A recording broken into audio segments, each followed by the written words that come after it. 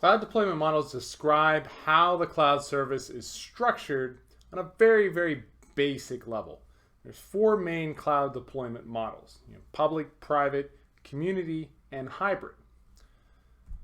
A private cloud is the most traditional cloud deployment type. This is where the organization controls all aspects of the cloud. No components external to the organization are used in a private cloud. So the organization will create the private cloud for its internal use. Oftentimes, you'll find that organizations with multiple geographic locations will create their intranets using a private cloud. So their private cloud might also serve as their intranet. Cloud deployment of a private cloud nature is considered on-premise. That's an on-premise cloud. And if you're a cloud architect for an organization that hosts a private cloud, you're going to be responsible not only for designing the cloud environment, but you're also going to be probably responsible for the supply chain aspect, purchasing the hardware, verifying the vendors, and ensuring that the correct devices are put in place to best serve the organization. This is much like regular networking or regular network operations when it comes to a private cloud. A public cloud is a most common cloud type, and this is where the cloud service is entirely owned by the CSP and then sold out to the public or to various cloud customers. CSPs offer many different types of cloud deployments or many different cloud offerings using the public cloud deployment. So Amazon Web Services, that's a public cloud. YouTube, Gmail, those are public clouds, although they're free in some sense. Netflix is operated with a public cloud. All of these normal online services, streaming services, music streaming, social media accounts, those are all public clouds. This is known as a hosted cloud environment as opposed to an on-premise cloud environment. So the cloud customer would purchase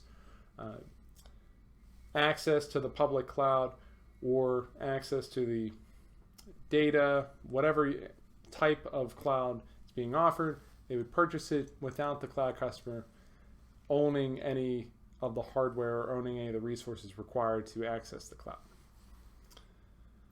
This is, again, the most common cloud deployment type, and most of the web applications on the internet today are hosted with public clouds. A community cloud is where network resources are shared amongst the members. So each member has a stake in the community and uses their individual resources to help promote the community and host the cloud.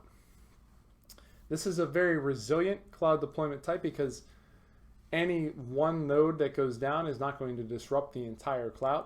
So there's multiple nodes that are usually geographically dispersed, and all of those nodes work together to host the cloud environment. So loss of just a few nodes is not going to disrupt the entire community.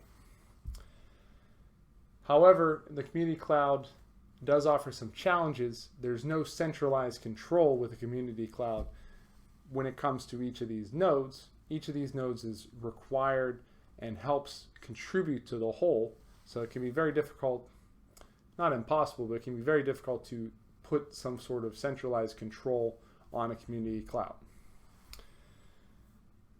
A good example of a community cloud, I'd say, would be modern video game consoles like an Xbox or a PS4. Those work together. Different owners of PS4s and Xbox would all connect to maybe a server hosted by a game company, and they would use that server to play games together on a multiplayer level. So those games are each owned by the individual players, and the consoles are owned by the individual players, and those consoles all work together to create a cloud environment for those multiplayer games. A hybrid cloud is any combination of the other three categories. So if you have a private cloud that has extended some of its resources into the public cloud space, say an organization with a traditional private cloud has purchased additional storage space through a public cloud. that then becomes a hybrid cloud. So any combination of the other deployment models becomes a hybrid. And what you're going to have is you're going to have the risks associated with the previous deployment models and the benefits and the drawbacks combined. So you have to consider all of the vulnerabilities associated with each of the deployment models. And some organizations may choose to have hybrid clouds when it comes to split up certain resources or certain network segments.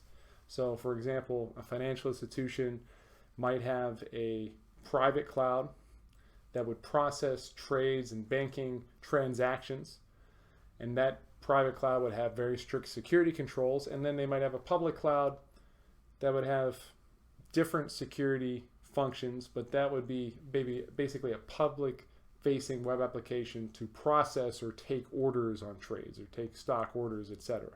That might be that's a very common example where a lot of financial institution stockbrokers like E-Trade would use. And very common, what we're seeing now in the industry is many private clouds are extending into the public space and they're purchasing public offerings. They become hybrids in the process. So with a hybrid cloud, it's going to be a combination of any of the other two, and you have to take into account the risks and the benefits and the drawbacks from each of the categories.